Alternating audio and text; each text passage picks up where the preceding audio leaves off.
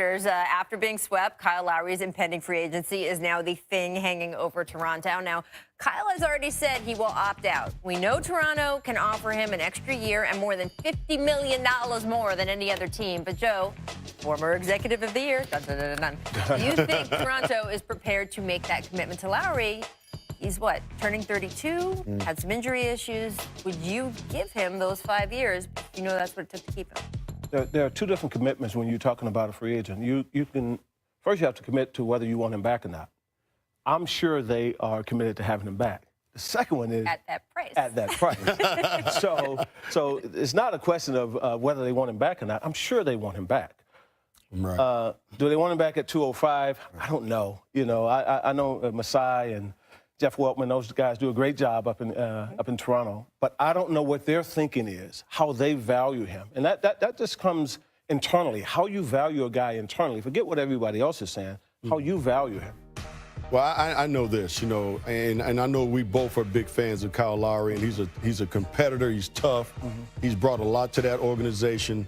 He's done a lot for that organization. I mean, they've been to the playoffs. They've been to the Eastern Conference Finals. So his body of work has been very impressive. But like Joe said, you know, it is one of those leagues right now where what have you done for me lately as well? And is there any loyalty towards bringing him back, knowing that at 34, 35 years old, that's going to start to decline, and his contract still has a couple of years left on it. Where it goes. So that's where you want to, you know, from an organizational standpoint, to see if they're going to make that type of commitment to him. I was going to add that for that long. Yeah. Because I don't think anyone has a problem with paying him premium right now. Right. Because he's premium right now. Right. Problem is, for that long. Yeah. Because I don't think anyone has a problem with paying him premium right now. Because he's premium right now. Right. Problem is, in that fifth year when it's $40 million for a guy who's going to be 36, 37, and that's the issue. Yeah, I mean, I was talking to Masai over the weekend. I was in Toronto, and that's what we were talking about, was just the new CBA.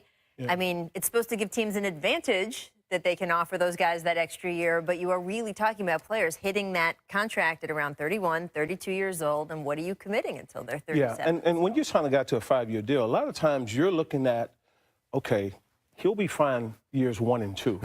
You start looking at years 3, 4, 5, not just the and then fifth if you're year. Masai, You know what I mean? just call the Knicks again, and you say, hey, I got someone for you. The one thing I'll say is it's a very similar situation to what the Clippers are going to go through this summer. And it's not just easy enough to say, let them go, because they're not good enough. Because when you think about both these franchises, they're the best they've ever been in the history of that franchise. You can't just say goodbye to that. Yeah, exactly. I do want to direct everyone to Zach Lowe. Has a great article right now on ESPN.com on all of this. There's really no one I'd rather read on the Raptors, so he will break this down much further for you guys. All right.